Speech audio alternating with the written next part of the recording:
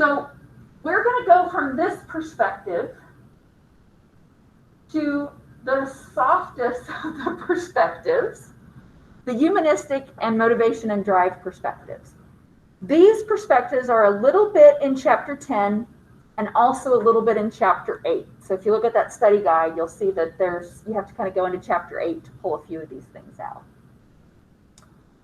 So the two biggies we've already mentioned in that first chapter of the textbook, chapter 1. We've already mentioned Maslow and Rogers as part of those humanistic perspectives. So we're going to talk about them, but we're also going to talk about some variations on their ideas. So we're going to start with the Abraham Maslow.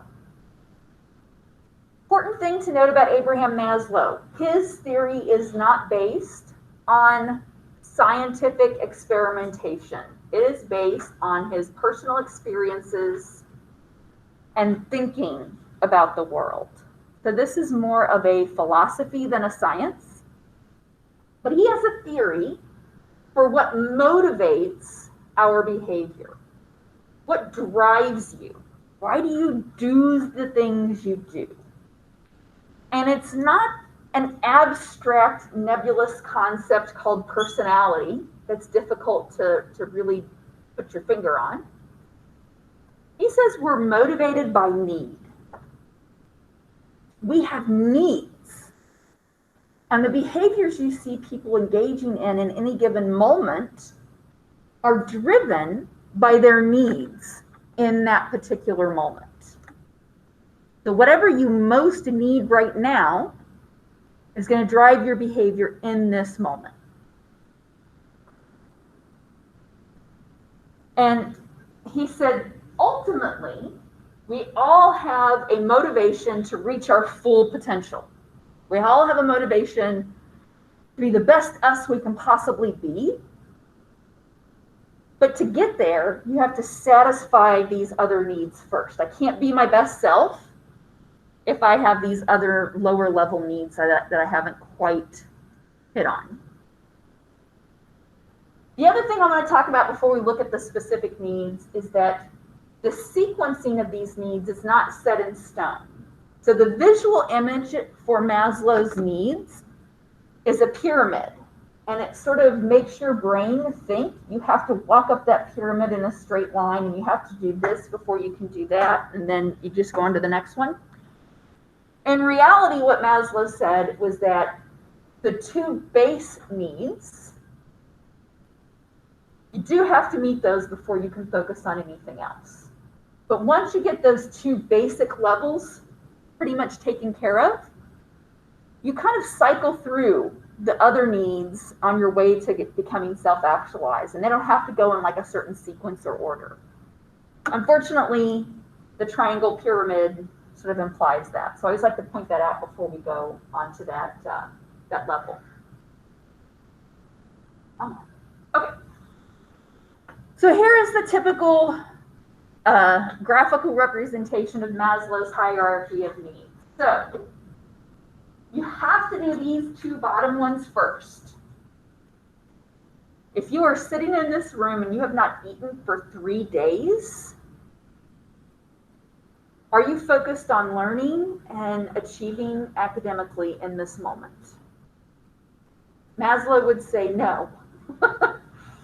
You are starving to death at that point. You have a basic physical need that has not been met, and you can't really go beyond that base physical need until you're satisfied.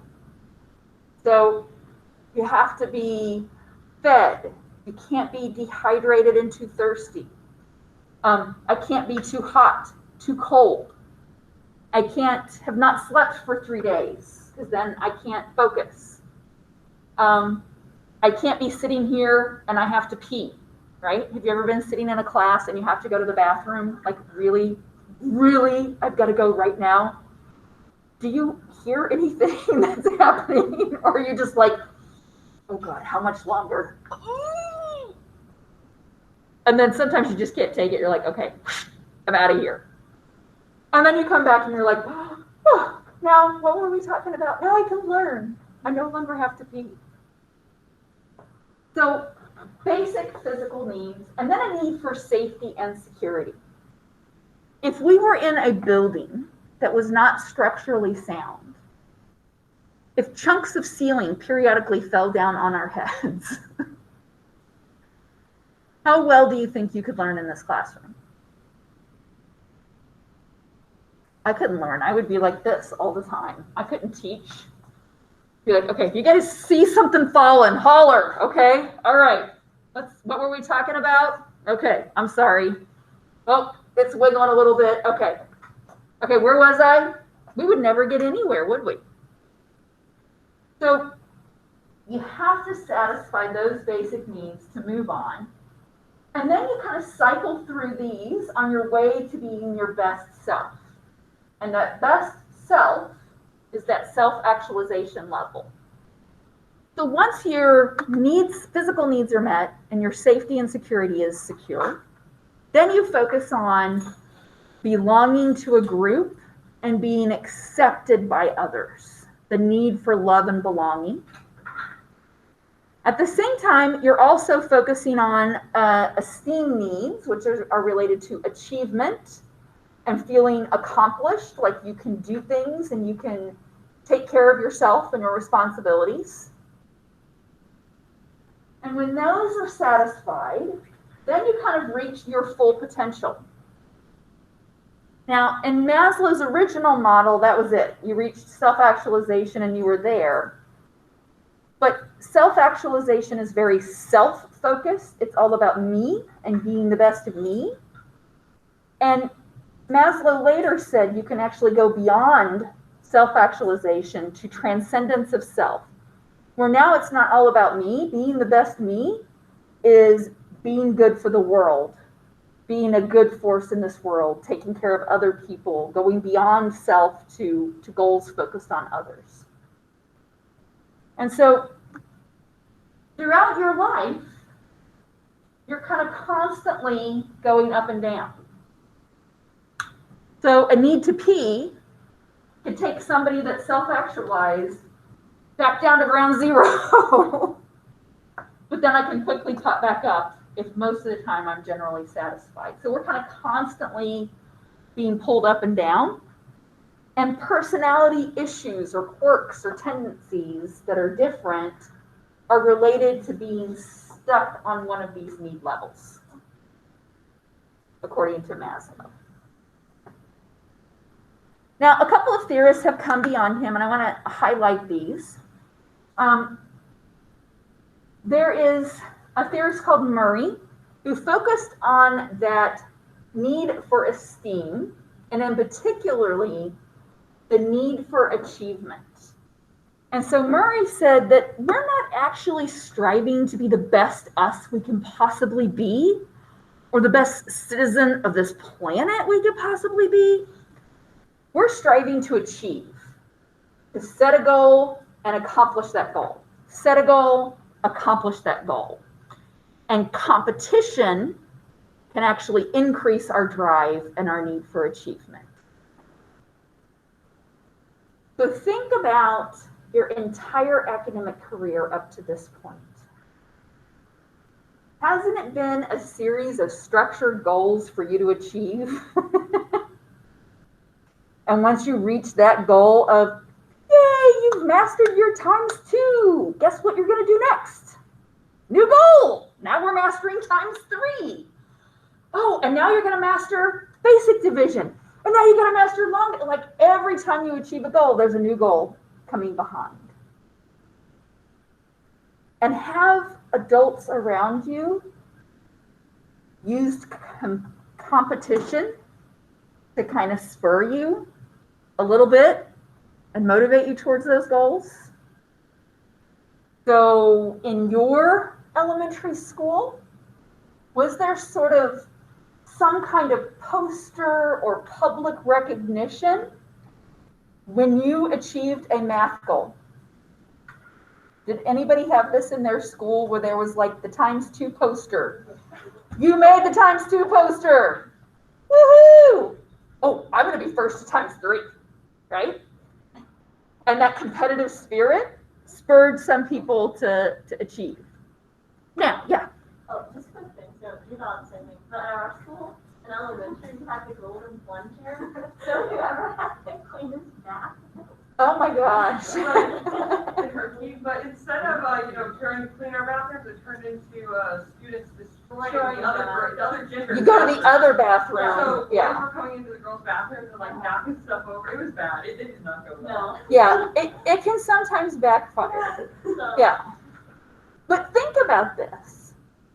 If you had success in math in elementary school, if you made the poster, you made the board, you were like the first. You were the first to get the golden ribbon that you've mastered all the math facts, or the crown, or whatever the thing is that they had.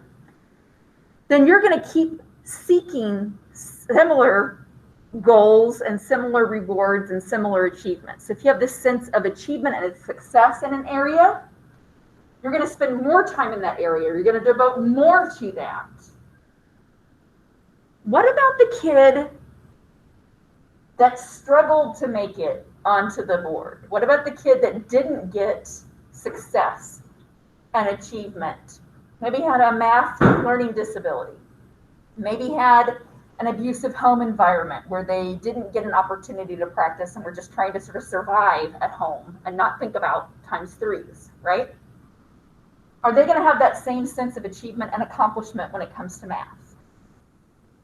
So they will seek out this need to achieve somewhere else. So I talked about my niece and nephew, the twins. My niece has achievement and success in her singing and acting activities that she does. She feels good about it. She does well, she gets an accomplishment, she achieves a goal, and that spurs her to do that more. My nephew did not have that same sense of achievement. So he has sought achievement elsewhere. So he's in high school, they're both in high school. He's doing like the Air Force ROTC program, and they're never going to take him in the Air Force because of his severe asthma. I know he will not pass the physical, but he gets a sense of achievement and accomplishment in there. He does like all these fancy drill team things that they do where they do these little competitions and things. And he excels. He does really well in that area. So that's where he kind of devotes his time and attention. So we all need to achieve, but we seek it out in different areas. Does that make sense? McClellan's ideas are a little bit more controversial. They kind of run counter to that need for love and belonging and acceptance by another group of people. And this is this need for power, this need to control and influence other people and not being told what to do. Like, I want to be the boss. I don't want anybody else to tell me what to do. I would much rather tell you what to do. So I'm sure you've had people talk to you about what do you want to be when you grow up, right? What job do you want? And one of the things that's probably figured into your calculations is, how much control do I have in that job? How much power do I have in that job? Do you want to go into a job where you have to do it this way because the boss tells you to do it and you have no sort of feedback or opportunity to influence that at all? You just do this factory work, right? We're not going to creatively put the engine together. No, this is how the engine goes together. Your job is to put that part on there. My guess is many of you are interested in the careers you're interested in part because you feel a sense that you could be successful in those careers, that you've had success at these sort of lower level achievements related to those types of careers. But part of it also has to do with how much control you would have over your own life. College professors, in part, are here because we like to be the ones in charge, right? In my classroom, I am all powerful, right? Like, I don't have to do what everybody tells me to do. I get to decide. Now, it's not really that way, but that's, an extreme sense. And I get to tell other people what to do, right? If I were to work in my previous career, where I was a counselor, You would think, oh, as a counselor, you have lots of freedoms. No, I would have to follow the rules and regulation of the health system I was working under, and the rules and regulations of all the insurers that I was billing, and the rules and regulations of the state in which I was licensed, and the rules and regulations of the professional ethics code. And I can't just do whatever I want, right? I have a lot more rules and regulations. Whereas in this environment, I have a little bit more freedom. Now, I can't teach whatever I want. We have standardized curriculum and we have assessments that we have to do. We have all these things that do limit me a little bit, but part of why people are attracted to being a professor, for example, is that at least in a certain sense, I get to be powerful in this little environment. And so people have a need to feel this sense of power. The final thing here is the most modern update of the hierarchy of needs. This one comes from two researchers, DC and Ryan. They are still alive and active and lecturing, and I think they both have TED Talks. And they take that hierarchy of needs and they say, really, there's just 3 needs we need to worry about. Yeah, basic biological, whatever.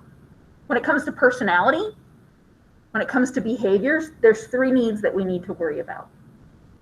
They're universal. Everybody is trying to meet these needs. The need for competence, that's related to that need for achievement, that need to have a sense of mastery in my day-to-day life. So if my day-to-day life consists of trying to learn the 3 times tables, and I can't get it, and I can't get it, and I can't get it, and I can't get it, and I can't get it, I have no sense of success. I'm not meeting my need for competence. DC and Ryan say we also have a need for connection, for relatedness to others. And this is similar to that need for esteem, for love and belongingness, excuse me. And these needs interact. So if I feel accepted, if I feel a meaningful connection with my math tutor or my math teacher, then it's going to help me meet my need for competence. If I feel a disconnected or antagonistic relationship with my math teacher, then it's going to be harder for me to meet the need for competence. So you see how they interact with one another? And we all have a need for autonomy, which is a nicer way of talking about that need for power. It's not so much about power over others, and I want to be the dominant puppet master pulling all of your strings and making you dance. It's that I need to be the master of my own universe. So I need to be able to manage my behavior to reach my goals, which means I need to be a part of deciding what those goals are. Who decided that you needed to learn your 3 times tables?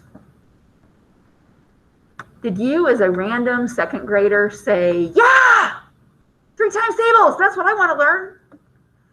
Or were you maybe more interested in mastering the tetherball on the playground? Or mastering the PlayStation game that you just got for Christmas? Or, whatever thing that you had a personal goal set for at that time?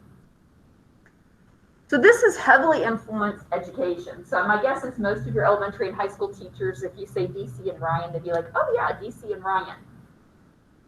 Coming up with ways to help you be a part of the decision-making process towards setting your goals and building a relationship with you to help you achieve competence.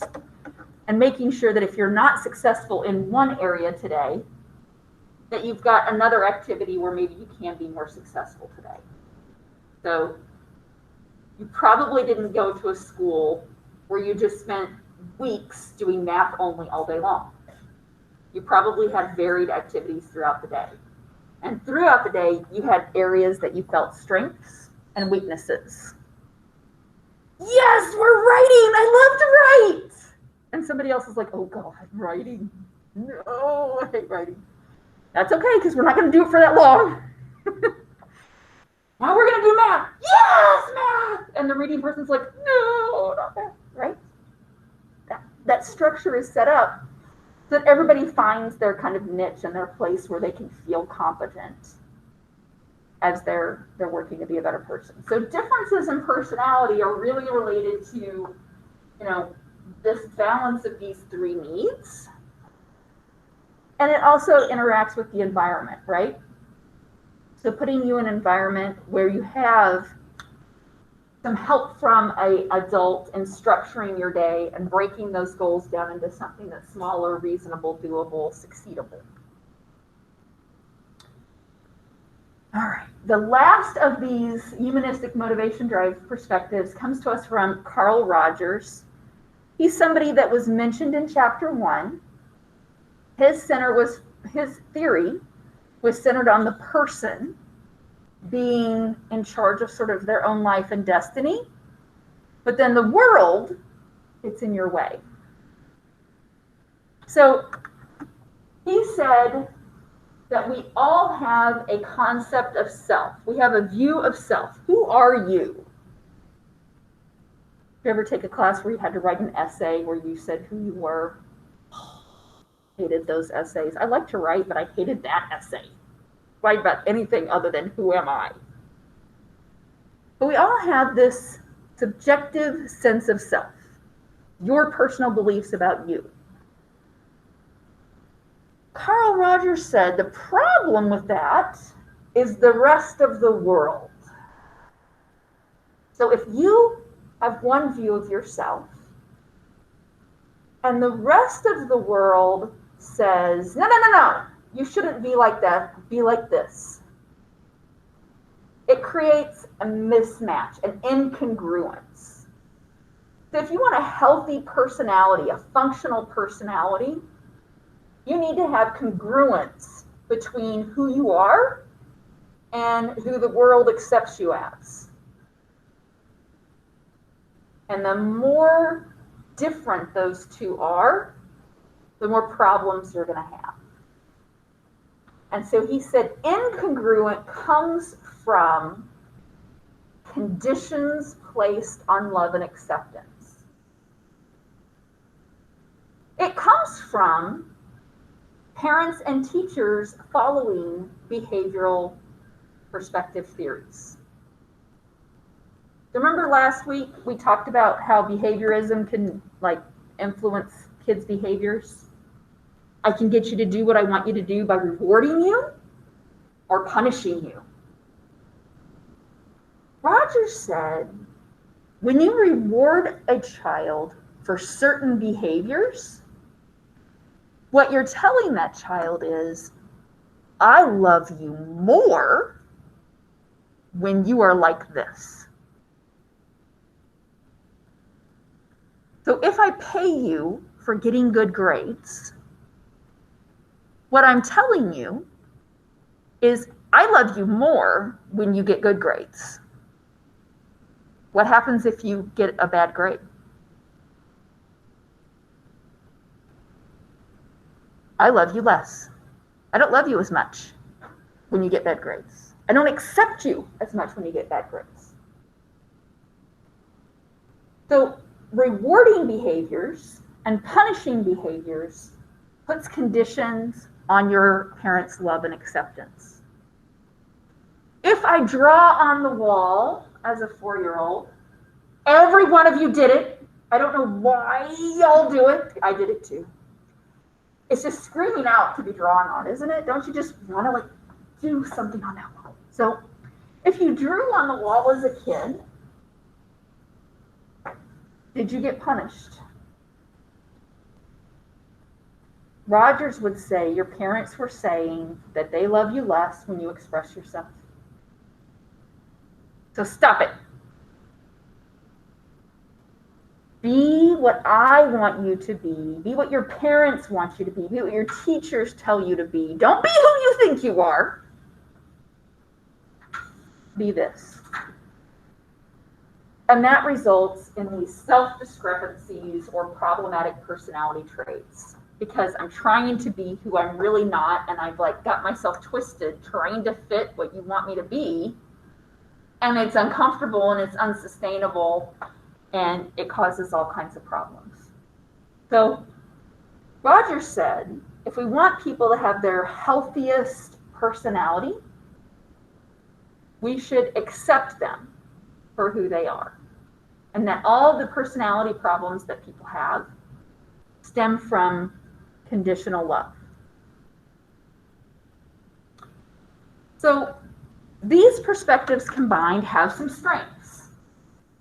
Their emphasis on my personal beliefs, we think is important.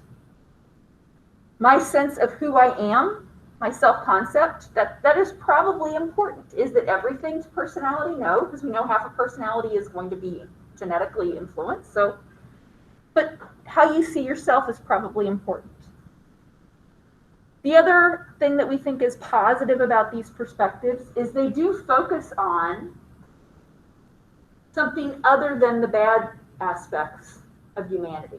A lot of psychology focuses on how we're broken, all the ways in which we're screwed up and not functional and don't quite, have our best lives. These theories do focus on at least trying to explore this. Problem is they're not doing it with science, but they have laid the foundation for a science that will focus on that, which is positive psychology. So we talked about that one back in chapter 1 as well. So the cons are, it's not really based on science. These are based on ideas that sound good and make sense, but they're not all capable of being studied experimentally. Their less negative aspect may be actually overly optimistic. There are horrible, horrible behaviors out there in the world.